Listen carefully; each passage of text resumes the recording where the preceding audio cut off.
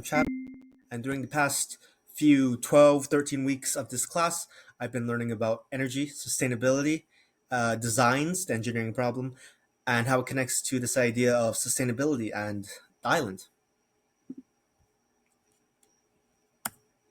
So where I'm from and have lived my entire life is Kaneohe, which is that area in green you see on the right side of my slide. It literally translates to Bamboo Man, and there's been countless stories. One of the interesting stories is that not during, but the native Hawaiians believed that the gods resided up high upon the mountains. So that would be typically forbidden for any person whatsoever to go up on these mountains. And they made up a story where the Bamboo Man would actually come and get you, especially kids, because they were all obviously wandering around everywhere. But one time, there was a kid that actually went missing when they were part of a there was a pair of kids that were just playing around happily, and one of them wandered apparently a bit too close to the mountain and they disappeared, and pretty much all the local community thought that he was taken by the Bamboo Man. So Kaneohe has transformed from farms when it was first inhabited a few thousand years ago to now this residential area, and that comes with a few problems, which is that it's limited natural resources, obviously little land to work with.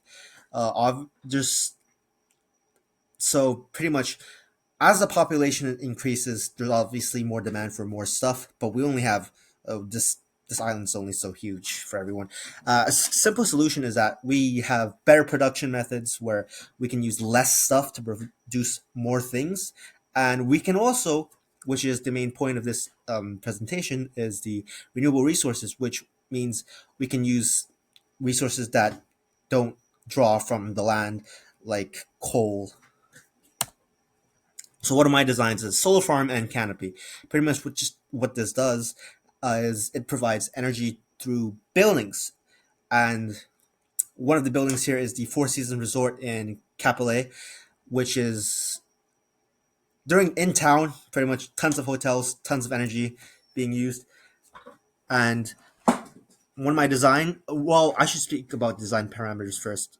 The design parameters were that I couldn't use more than 2,500 solar panels, so I made it 2,499 solar panels, and that it didn't block the view or any inhabited any like precious golf courses or anything, and that what was the other? It had to provide more than 1 gigawatts of energy. So this is what my solar farm does. I use that bit of land you see right over there, and I provided pretty much a rooftop to all the parking lots, so the cars aren't smoldering when you get back into it during the day, and pretty much it provides building energy.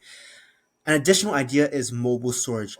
Now, where this differs is solar panels already have some sort of system where they store energy because it's not the sun isn't out all day, so solar panels aren't gonna provide energy during the night.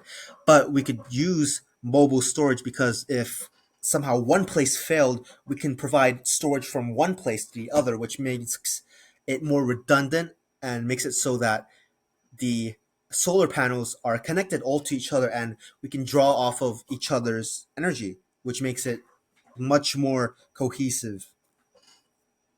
Here is a picture of something like that already developed by quantum technology. This is pretty much ChatGPT's research outputs. Pretty much all my references came from here.